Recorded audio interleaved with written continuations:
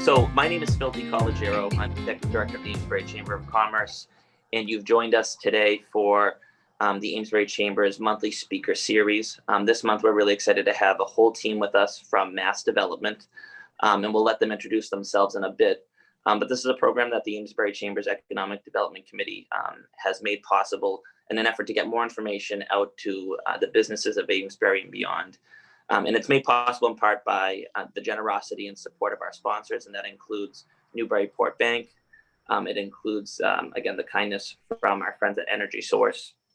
And we're especially grateful that North Shore Realty Group has been a partner with us as well. So we've really got some great teams out there that are working to get this information out into the hands of folks.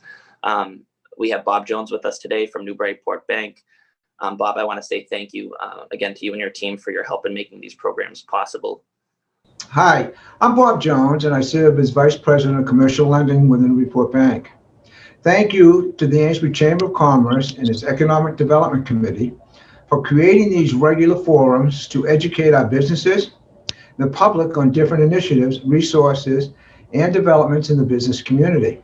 At the Newburyport Bank, we are proud to be a sponsor of this program and help make this information accessible to all. Thank you for joining us today. Thank you, Bob. And so again, this morning we have with us MassDevelopment, and I'm actually going to just I think that the best person handing this program off to Eleni Varatimos from MassDevelopment, and she can help shepherd this pretty impressive group of professionals she's brought with her today. Okay, so I'm going to try and bring up our slides right now. Okay, let's get it. All right, it should be going to full screen. Let's see. I just feel like there's a little bit of a delay, so there we go. Great. If Mike winds up joining us, I'm sorry to be looking off to the side every now and then. I'm just checking my phone email to make sure that nothing's technically wrong with him getting in. So if he joins us, we'll jump in. If not, Dan will take over his slides. But a big thank you to the Chamber, to Phil and Barbara for hosting us today. I think one of the hardest things about this pandemic has been trying to remain connected to folks. I think over the course of several months, many of us would run into each other very casually at various events, at speaker series, at things, and we'd share a cup of coffee casually and hear about your projects or what you're doing. And the pandemic has eliminated that. And so the challenge for us has been trying to find ways to stay connected and find out what's happening in our communities, to our businesses, to our nonprofits. And so very grateful to Phil and Barbara for inviting us today and to be part of this.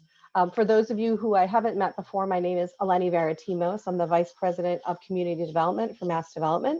And I'm going to let the rest of the team introduce themselves. I'm Dan Marias. I'm the Vice President of Investment Banking here in the North Region for MassDevelopment.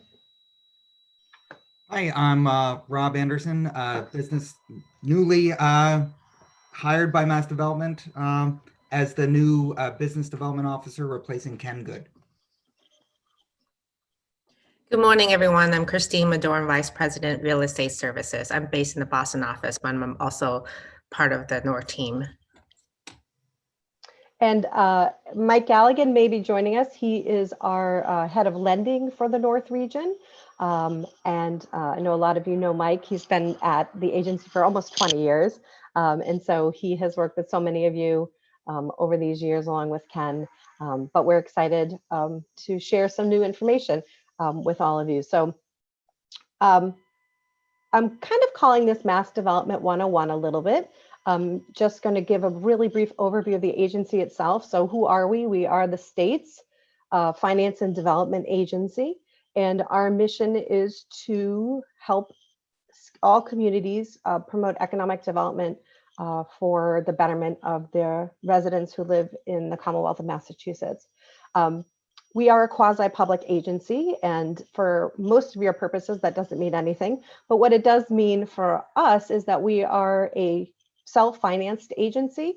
So about 90% of our revenue that we operate on comes from small fees that we earn on a variety of our projects. So we do get some money directly from the Commonwealth for certain projects, but for the most part, we're a self-financed agency. The Secretary of Housing and Economic Development does chair our board of directors. So we have direct connection with the Commonwealth in terms of ensuring that our strategy and the products and services we offer are aligned with the Commonwealth's goals.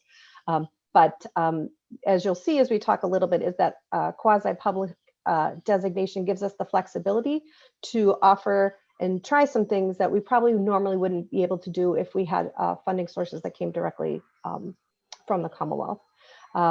You can see from the slide that we are a very busy agency. In FY19, we did about 316 projects across the Commonwealth.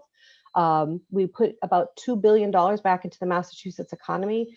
And we are really proud of the fact that we supported our #1 mission, which is to retain or create jobs, as well as preserve or create new housing in the Commonwealth. Two things that we know are key components in keeping economic development on the forefront for our cities and towns. So, you know, a lot of questions that we get are about who do you work for? Who do we serve? And as you can see, we serve a variety of customers, whether it's businesses or housing or nonprofits, banks, municipalities, manufacturers, developers, individuals. You know, that's why I think you see so many mass development people at so many different events, because we are tasked with networking and finding all the people that kind of fall into these categories that may be able to advance their projects more quickly or more efficiently or more cost effectively through using a mass development product. And so it is really our task to find the people who are doing great stuff that we think has a public purpose, because we are public purpose mission driven. And we are really proud of being able to support a really diverse population of customers throughout the Commonwealth. And I think that's really important to know that I think one of the things mass development does very well is to not be Boston centric. We are a diffuse agency, as you will see.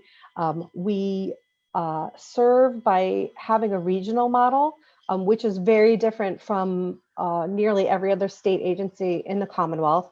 We have 5 regional offices. We're part of the North team, so you can see us up there in the corner.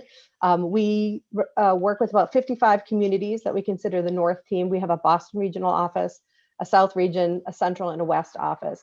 And because of this diffuse model, if you will, we are able to do things like this, right? Really connect with potential users of mass development products and services. We're able to get to know people in a really different way. And we're able to really be a little bit more nimble in the sense that we know what's happening. We can talk to people really early in their project development stages and really see them kind of from start to finish. Our main headquarters, as some of you know, is in Boston. And we do have other regional offices in the sense that we own and operate the former Devens facility. Some of you know the former Fort Devens is in the process of eventually becoming our 352nd community in the Commonwealth. But for now, Mass Development owns and operates it, so we have a fire department and a DPW exactly like we would a regular community. And we own a number of other pieces of property, like we manage the state fish piers, Belchertown State Hospital that we're redeveloping. And for a long time, we owned and operated 100 Cambridge Street, which was the former Salt and Stall building. So mass development is, we like to think of ourselves as everywhere as much as we can be, but we really like this diffuse model of having everyone on the ground. And as you can see, each team has an equivalent of the folks that are on this call. So they have a community development officer, a lender, an investment banking member, a business development officer, and a real estate folks like Christine and everyone else. So really gives us the opportunity to dig in on a local level. Mass development offers a lot of things, and it can be very overwhelming to kind of run down a large list of the things that we offer. But I think the easiest way to think about it is we have 2 large buckets of things that we do. The first large bucket is finance programs. So we do bond financing, grants, loans, tax credits, literally acting as a bank in many ways. And the second thing is supporting real estate development. That could be also through our finance division, but it can also be through providing technical assistance to municipalities to get them site ready to be able to launch a big development project, as well as some direct assistance actually with the development projects themselves. So I always think of it as those two big buckets, and then everything that goes off from there is usually from an individual conversation, because again, I said there are a lot of things that we do, and it can be like drinking from a fire hose sometimes when we talk about all of them at once. But today we're going to focus exclusively on some of our products that we think are very relevant to small businesses in Amesbury and in the region. So we're going to go through our lending programs a little bit, our tax exempt bond program, our PACE program, which I know there's a lot of interest in from a number of people throughout the Commonwealth, and of which also right here in Amesbury, our collaborative workspace grant program, and Christine's going to wrap up with our real estate services. So I'm going to say, Phil, I don't know what you think, if it's okay that we have folks ask questions as they go along, or do you want to save them for the end? What's your general? I think because of the breadth of things that you're discussing, I would leave it up to you as someone who'd be answering the question, whether you think it might be worthwhile going through if somebody wants to ask one. But I would say to all the attendees, if a question comes up, ask it now, because it's very possible it would be relevant to just answer now instead of waiting till the end. Yeah, no, I think that sounds great. I think that makes sense. Let's do it as we go along. And I know that Mike has been able to join us, which is great. So I'm going to have Mike just do a quick introduction, and then he'll take us through our lending programs. Sorry, I'm late. I had an internet issue this morning. I couldn't get on, but yeah, I've been doing the commercial lending at the agency now for 21 years. And I see some familiar names up here, Barbara and Bob Jones and Bob Lavoie and Angie. So a lot of things what we do participations with banks, real estate loans, equipment loans, loan guarantees, which are the equivalent of commercial PMI, export loans for companies that export over to overseas. There's a lot of empty containers going back over to China and over into Europe. So we try to help our exporting partners in Massachusetts fill some of those containers that are going overseas. And then finally, we have the Brownfields Redevelopment Fund, which has two components. One is the site assessment, and the other is the loans for cleanups, which Barbara has taken advantage of several times. Next. Okay, partnering with banks.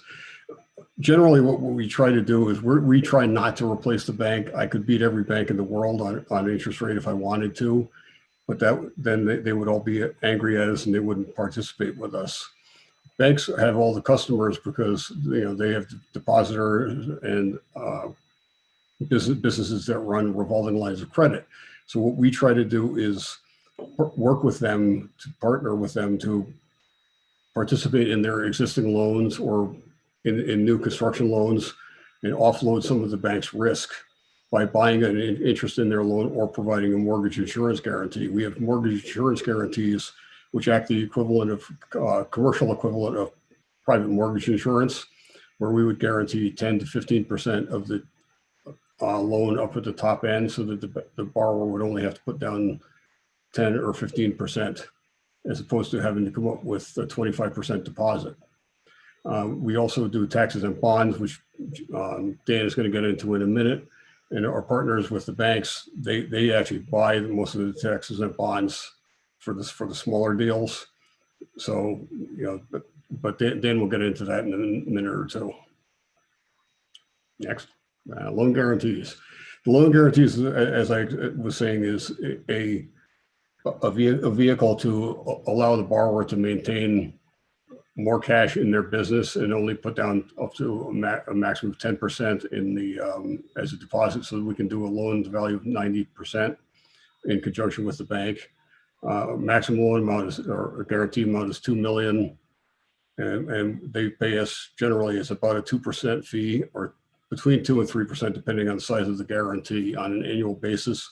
The borrower pays that amount, and we bill both the borrower and the bank. and it reduces the bank's exposure. And as the borrower repays the loan, the mortgage insurance guarantee burns off dollar for dollar until it reaches the required loan to value for the bank, at which point the guarantee goes away and the bank just can continue on and do what they need to do. Perfect example of this is the Middle East Bakery. A lot of people, I'm sure, know when you go into Market Basket or Hannaford's or any of the local grocery stores, you see Joseph's Middle East pitas and breads. Well, Middle East Bakery was founded in 1972 in Lawrence by a family called the Bogos. And what they did in, I don't know, I think it was a few years ago, they ended up, Salem 5 ended up doing a leverage buyout so that the current management could buy the company from their parents. So what we did was we provided a guarantee of $1.12 million on the real estate purchase so that they could, so Salem 5 could lend 90% against the real estate. So, and they could get the project taken care of. It's obviously, it's a terrific deal. There's a lot of jobs here. It's a 150,000 square foot manufacturing facility. They actually, were hurt a little bit by the COVID-19, as most of the other companies around the area were. So we've been working, working with Salem 5 on trying to keep all of it. Actually, with Salem 5 and all the other banks, we've been working with any bank who's got to deal with us to try and keep the manufacturers afloat during this COVID-19, because it's been very painful for everyone. Atomic Coffee Roasters, we did a $350,000 equipment loan for them. They were originally getting into the cold brewed coffee, which is why they were buying the equipment. And it turned out that when COVID-19 hit, it ended up, they took all the equipment and they converted the equipment over. Rather than doing cold brewed coffee, they went into coffee roasting, because all of their people who they've been selling the cold brewed coffee to ended up closing down, because they were, the cold brewed coffee line of the things was for, it would go out to grocery stores, retail stores, and colleges. So they lost when the restaurants and the retail stores and the colleges closed down, they lost one of their biggest line of businesses. So they ended up flipping over about 4 or 5 months ago to roasting coffee, and that's been their biggest line of business since then. But we gave them the $350,000 equipment loan. They're actually getting ready to start exporting to Canada once the borders open up, of course. They were founded in 1996 solely as a coffee roaster and cafe on Cabot Street in Beverly. They opened 4 other locations, and they sold 3 of them off and retrenched and came back to the Beverly location, and then opened the coffee roasting facility. The Brownfields Redevelopment Fund. We got $60 million in several tranches. The original one was $30 million back in 2000. It was approved by the legislature in 1998 to focus on rehabilitating contaminated properties. We can give up to $100,000 for a site assessment to do a testing on the properties and to develop the cleanup plans so that we can remediate the properties, and up to $500,000 to remediate the properties, or in extreme circumstances where there's a huge public purpose, like a lot of jobs or something which needs, we couldn't go higher than the 500,000, but that needs a special approval. There has to be definitely an economic development purpose for it. Housing seems to be our favorite one lately.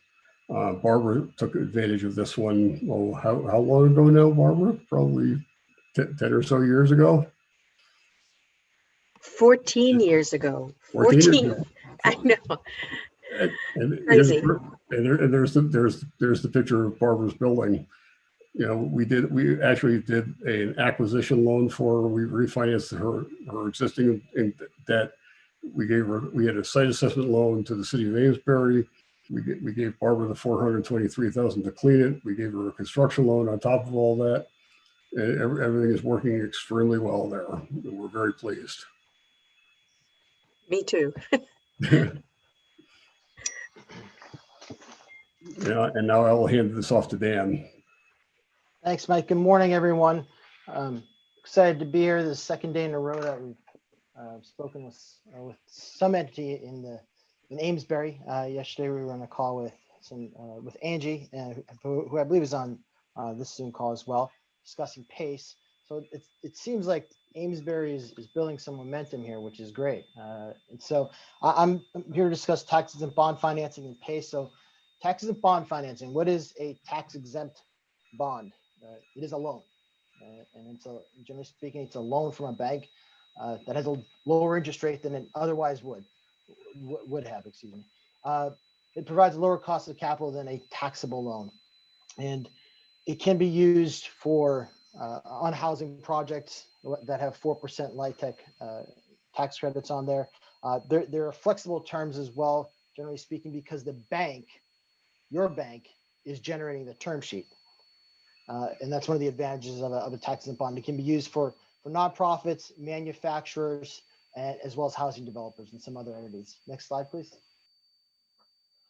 So as I was mentioning before, the borrowers that it includes are 501c3. So your human service providers, your colleges, your universities, your YMCAs. We just closed a joint deal in Beverly, a housing deal with the YMCA.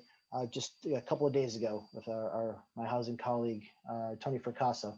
And so there's some flexibility there, but the most important thing to note is that for your 501c3 organizations in there, they potentially have this option to secure below market rate financing for their projects. So if they want to renovate, build, expand, or refinance their existing debt, a tax exempt bond is certainly a viable option. Manufacturing facilities.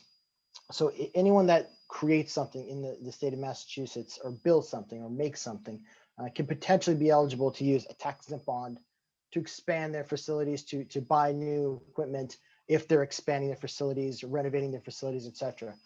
The one note, or the one thing to note there with manufacturing facilities is, unlike C3s where the debt can be uncapped. Let's say, for example, Harvard can do $1 billion refi and there's no limit. A manufacturing facility does have a $10 million limit on the amount of the loan or the tax exempt bond. This is also available. This program is also available for affordable housing, recycling facilities, infrastructure financing, other exempt facilities and government entities. But the two or the three main categories are really the housing, manufacturing, and C3s. Next slide, please. So I'll provide an example here. This is a project we closed last year. This is the YMCA of the North Shore, the Cape Ann YMCA, to be more specific. So YMCA of the North Shore has several different YMCAs underneath that umbrella. They wanted to move their existing YMCA in downtown Gloucester out to closer to the highway, near the old Fuller School site in one of the rotaries on 128. So we issued a $13 million tax exempt bond to construct and equip a new 2-story facility on a section of, as I said, vacant land where the old Fuller School site was.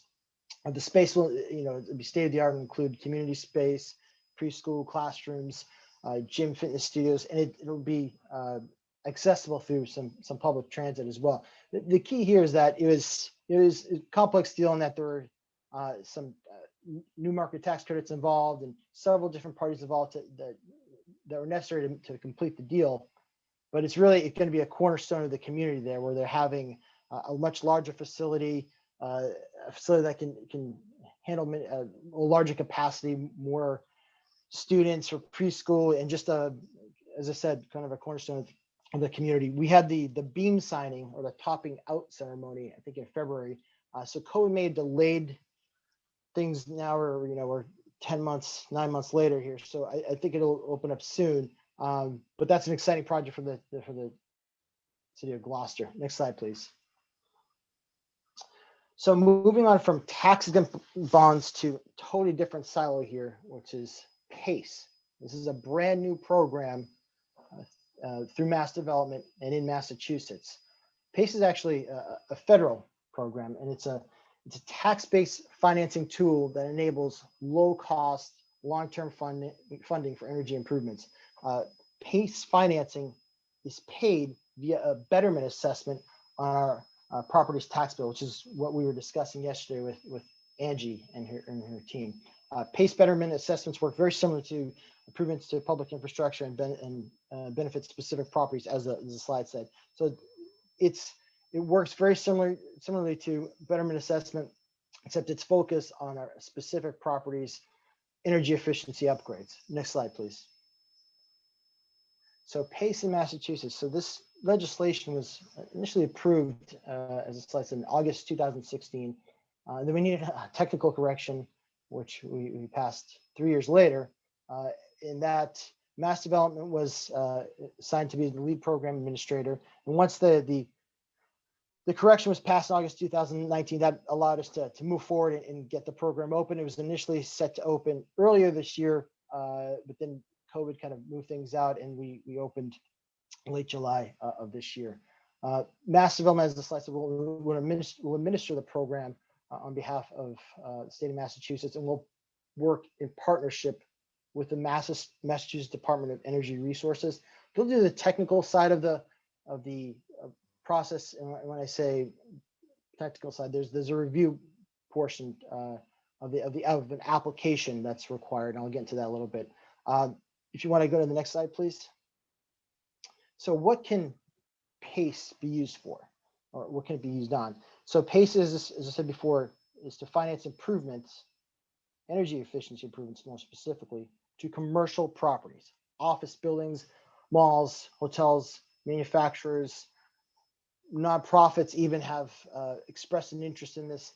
Multifamily projects, multifamily being commercial multifamily, which is 5 units or more. So your residential multifamily projects or your single family property owners are not eligible for this program. This is strictly commercial properties only, commercial PACE.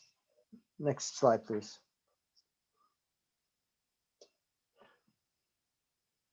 So before, actually, I want to touch upon a couple of different things before we get to the next slide, actually, before we segue into the next portion. So what are energy efficiency improvements? So those can be solar panels or a solar array on a flat rubber membrane roof on the top of a building. It can be new windows, new improved insulation, geothermal even. A lot of different things. You can, obviously, the low-hanging fruit is lighting, LED lighting, which is sort of a no-brainer. But all of those improvements can be financed through PACE. So then the follow-up question is, why PACE? Why not just get a bank loan or something like that? Well, there are a couple of different options a property owner has to finance improvements to an existing property. One, they can come out of pocket with cash. Most property owners don't want to come out of pocket with cash because they don't have cash available, or they want to keep cash on hand for other projects or for emergencies. And so they segue into other options, which are bank loans. Some banks are open to lending on these types of projects. Other banks aren't, but in either scenario, most of the amortization periods are very compressed. So we're talking 5-year paybacks, something like that. A PACE payback can be as long as 20 years, which means your payment, your annual payment or semi-annual payment, depending on how you bill your taxes in Amesbury, that is a much lower payment over the course of time. And that helps improve a property's cash flow. It helps the cash flow of the building owner, and that makes it more attractive to them to make these energy efficiency improvements. It's the whole project pencils out easier. It's more efficient, more attractive, again, to actually make these improvements because PACE financing allows for these longer amortization periods. And there are many different PACE capital providers out there. And so they're very eager to loan on these types of projects, on the solar arrays, new windows, new insulation, LED lighting, et cetera, to make these buildings more energy efficient. And so that's why PACE is an effective tool for property owners. This has been available at the national level. This was passed at the national level several years ago. There are about 30 some states that have approved PACE, and 20 or so states that are very active in this space. Connecticut has been super active in the space for almost 9 years now. Rhode Island has been active now for a couple of years. Texas, California, Missouri, Minnesota, Florida, and each state is a little different. So you may have a friend, a colleague, a bank partner that works in another state. Their program may be slightly different. So it's important that the property owner know the program in Massachusetts, because there are nuances to every program. You can have earthquake improvements to buildings out in California, hurricane preventative hurricane improvements for properties in Florida. So the point is every program is different. So there are some nuances, as I said before. So that's an exciting new program in Massachusetts.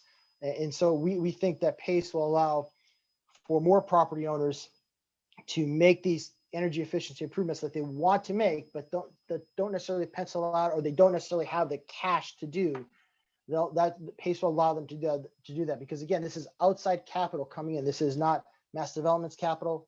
It's not Amesbury's capital. It's not the Commonwealth's capital. This is an outside capital provider investing into the building to make these energy efficiency improvements, and then the property owner pays it back through their tax bill. And the assessment stays with the property. So if the property owner sells that building at a later time, then that PACE lien will stay with the property. And that, again, makes it for a more attractive tool for the property owner. Next slide.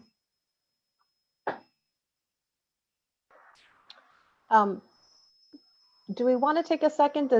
We just went through a lot right there. I know that we said we'd do questions as we went along. Do we want to take a pause here? Does anyone have a specific question? If you don't, that's okay. But I don't want to not acknowledge that, we saw a lot of things. If someone wants me to go back a couple slides and ask a question. Two quick questions. Yeah, let's do it. Yeah, very, very quickly. If a business or nonprofit wants to engage and get rolling with PACE, their first step is to contact Mass Development. Is that right? I should preface by saying, yeah, Amesbury passed an order or ordinance a few years ago, so we're good and accepting of PACE. So the business or nonprofit would contact you guys first, right? Not their municipality. You contact Mass Development, and would provide some coaching as far as next steps. Some business owners or nonprofits maybe have some familiarity with PACE, so they'll already reach out to a solar contractor and start gathering some information. So part of the process is, yes, reach out to Mass Development, but there's some due diligence required on the property owner's end, which is to basically gather numbers and make sure that the project makes sense. The reason for that is, Pam, is there's a savings to investment ratio test of 1-to-1. Meaning for every dollar you spend in improvements, you need to save that amount in energy. So if you're making $1 million worth of improvements, and the PACE capital providers you're paying them back over the course of 20 years, well, then you need to save $50,000 in energy. So you need to provide $50,000 in energy savings every year for 20 years. You need to be able to document that. And some of the solar companies will have folks on hand that will do that, or a PACE capital provider will have staff on hand that can help you do that.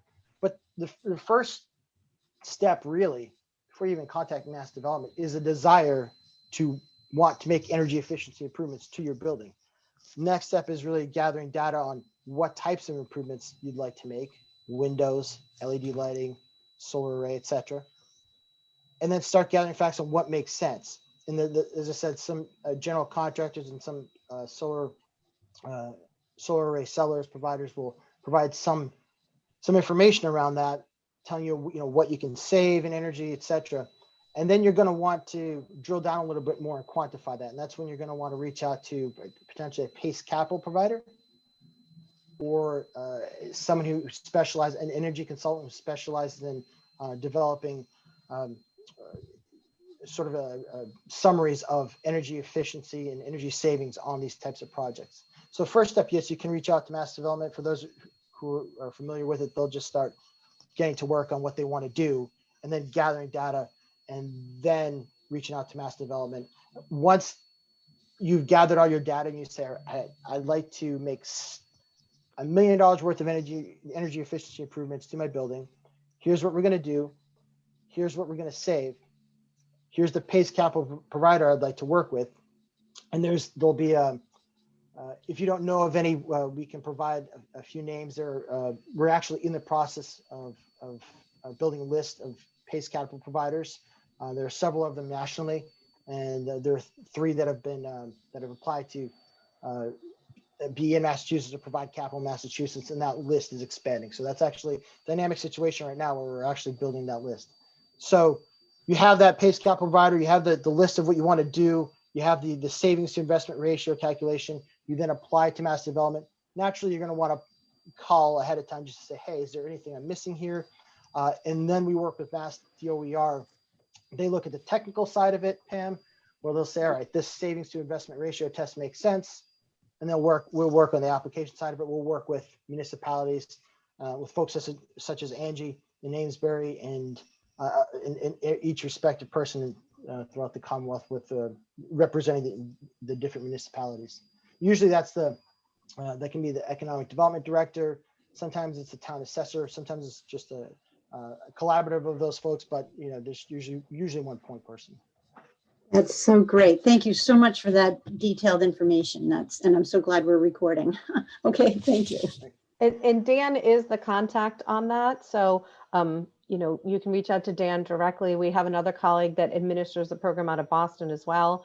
You may have met Wendy before, but you can always reach out to Dan. And, I think it sounds like a lot of moving parts, but as you can see, that's the reason we have a regional office, is because we will help you get through the process.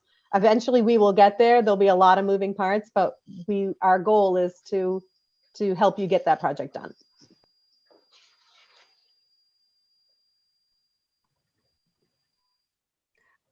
I have a question, Dan. If you've already done these improvements and yet you want to add on to them, can you wrap it all into one, old and new? Like we've already replaced $300,000 worth of windows. Can we wrap that into a single PACE application? Yes, depending on when they were done, when they were completed. So if they're completed after August 2016, okay, assuming they great. meet the existing requirements, then yes, you could wrap that up into one PACE capital. We don't like to call it a loan, but yes, one PACE capital investment and apply through get those funds from the PACE capital provider. Those would be eligible, to answer your question, Barbara. Great, thank you. Anyone else have a question about some of the earlier lending programs we spoke about? We can always go back if you think of something at the end, but I did just want to take a pause since we had provided a lot of information at once. Okay, we'll keep going. We have just a couple more things. So one of the programs that I know we wanted to touch on is our collaborative workspace, also known as the co-work program. Earlier I mentioned that, as a quasi-public agency, we are sometimes able to use our own capital to try and experiment with new programs. And so the collaborative workspace program is a great example of that. It started as a pilot program just about 5 years ago now, to look at ways to support micro businesses, innovation, small spaces. The Commonwealth has been really trying to look at how to support entrepreneurs and also manufacturing at its earliest stages. And part of that is just getting people interested in the concept of making things again, and touching things, and trying to spark some creativity. And that came out of this idea of, we had been hearing about these very early co-working spaces and maker spaces and shared artist studios, and business incubators. And so we were really looking for a way to try and support them. And out of that came the pilot program to provide grants for this to these nonprofits or companies or individuals that were operating in these spaces. So since that time, the program has grown and it is now available for across the Commonwealth. For a while, it was just the pilot program, and then it was just gateway cities, and now it's any community in the Commonwealth, which Amesbury is. And the program is broken up into two components. It is a seed program, so and a fit out program. The seed program is looking to support folks who are in the early stages of deciding whether they should do this.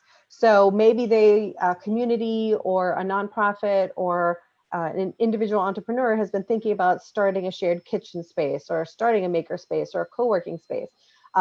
We know that it costs money to test those ideas.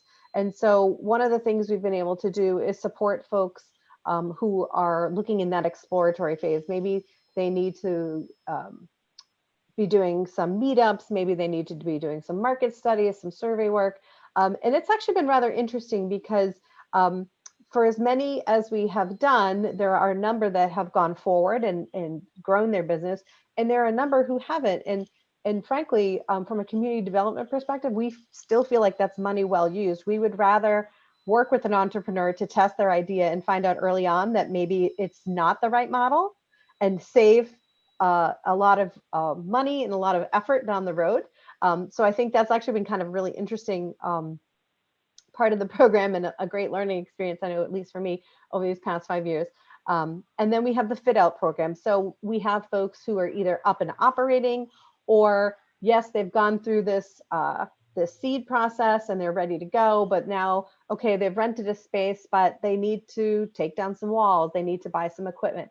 And so that is the fit out phase of the program. And it is a one-to-one matching grant program.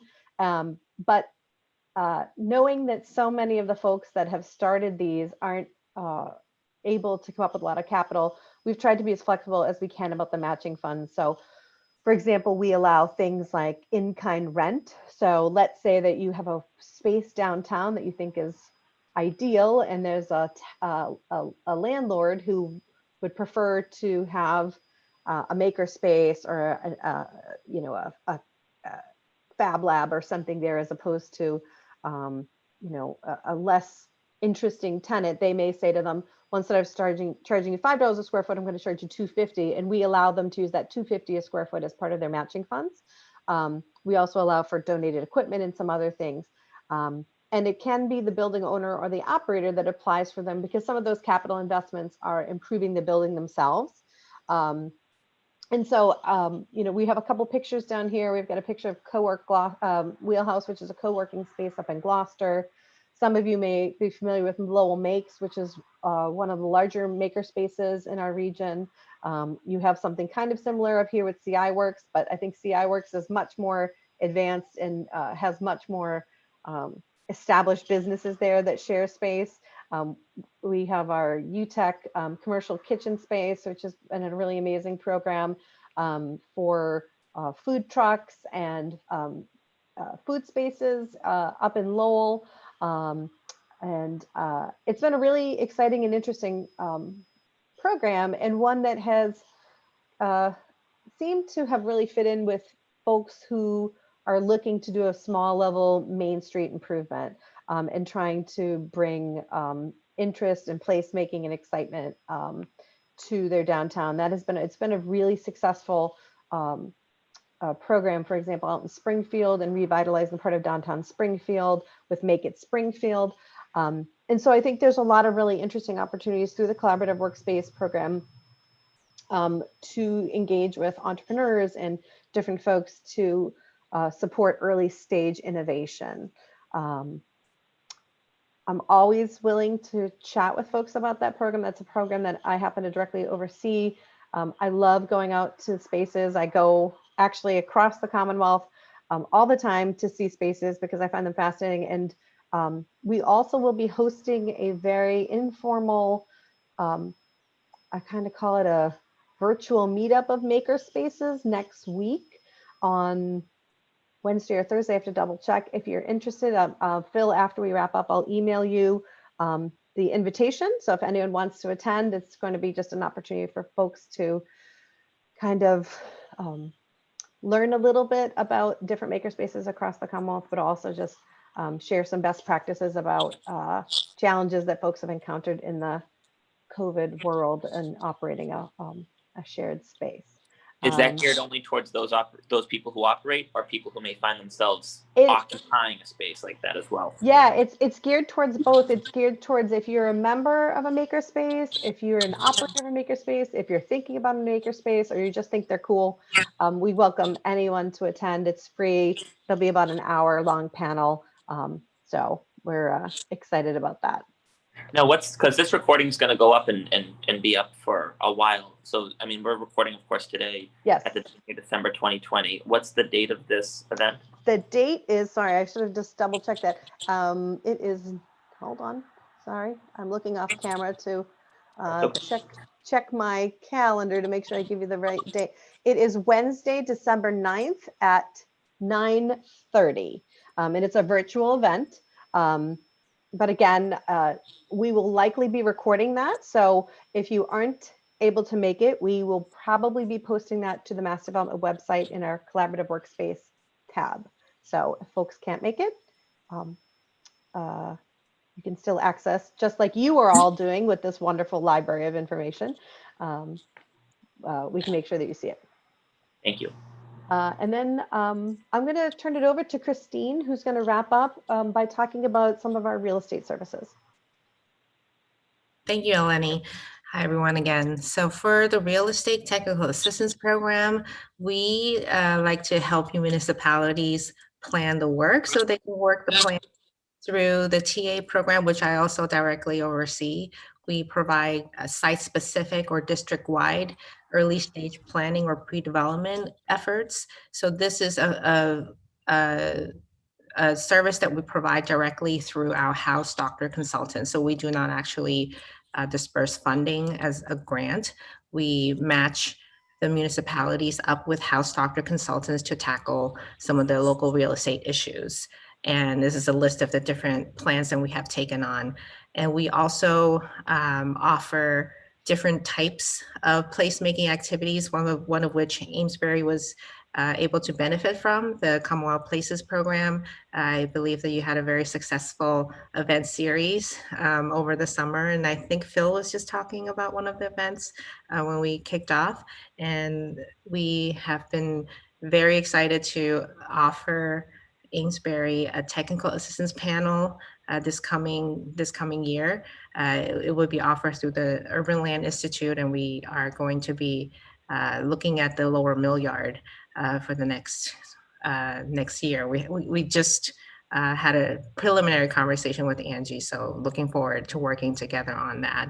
And for the TA program, I am happy, like Eleni, to talk to anyone about the support that we can offer. And I'll just quickly touch on two of the examples that I have up on the slide. The picture at the top is a district-wide planning effort that is in Wareham.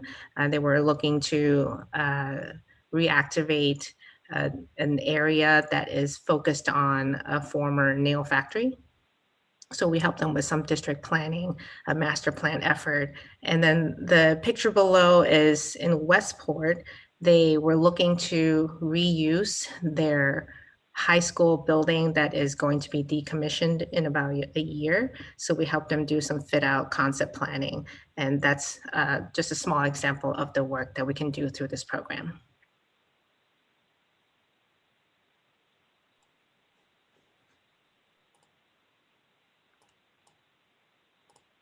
Eleni, you're muted. Thank you. I'm just going to turn it over to Rob to wrap it up. Yeah. And then again, love to hear about questions.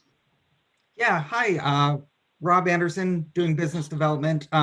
Many of you knew Ken Good, so I'm kind of taking his place, developing those relationships. I've had the chance to talk with Angie already, and I was very pleased to see an old friend, Bob Jones. Although slightly embarrassed, I think I owe him a lunch. So I'm going to have to get in touch with you and set something up. But as someone who's new, as you can see, everyone has an awful lot of information. lots of details, lots of experience based upon projects in the marketplace. I can be a great means to help quarterback those projects, get you to the right person, make sure that you have a team ready behind local businesses to help them expand. I've been here just about 6 weeks, so I'm still learning as well. So I just want to make an introduction and say hi to everyone. Thanks. Great. So if anyone has any additional questions, we can take them now. If not, you have our contact information. It is on our website as well. And like we said, Rob's a great starting point if you're not sure which program you fit into, or you just want to talk about what you're doing. I think that's always the most interesting thing. Is I tell people, and Rob and Mike and Dan and Christine say, just give us a call. We'd love to just talk it through, because oftentimes if it's not something that we can do, there may be someone that we know who can do it. So it might be another state agency, it might be another nonprofit that we can refer you to. Or we might say, hey, it's not quite ready yet, but in 6 months, let's stay in touch, let's talk about it.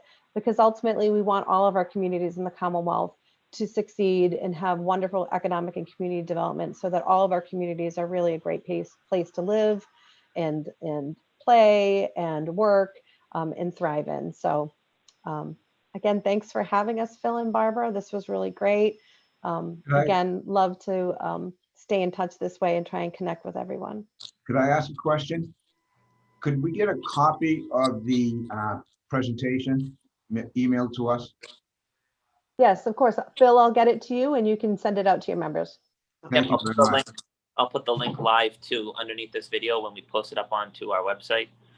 So anybody watching this will be able to see that this will be in the text beneath it then as well. So we'll make the video available, not the video, excuse me, the presentation available beneath that. So anybody watching, visit our site to check it out. Great. Great. Thank you, Mass Development. You hit all the bases, I think. I could probably use every one of your expertise at every time. Anyway, thank you very much for sharing your, amazing knowledge. So, thank Great. you. Glad it was helpful. Cool. Thank you. All And so right. that's the end of our program for this episode with Mass Development. Thank you to the team for joining us and really giving us a thorough rundown, and of course making this presentation available to the general public. I think will be helpful as individual business owners and property owners consider next steps for whatever their property or business is. Just being more aware of the resources that Mass Development offers is a huge step in helping them, I think, overcome some of the challenges that lay ahead. So thank you. And of course, thank you to our sponsors, Newburyport Bank, Energy Source, and North Shore Realty Group for continuing to make this monthly program available to the general public. All right, great. Thanks, everyone. Thank you. Thanks. Bye-bye. Thanks. Thank you, guys.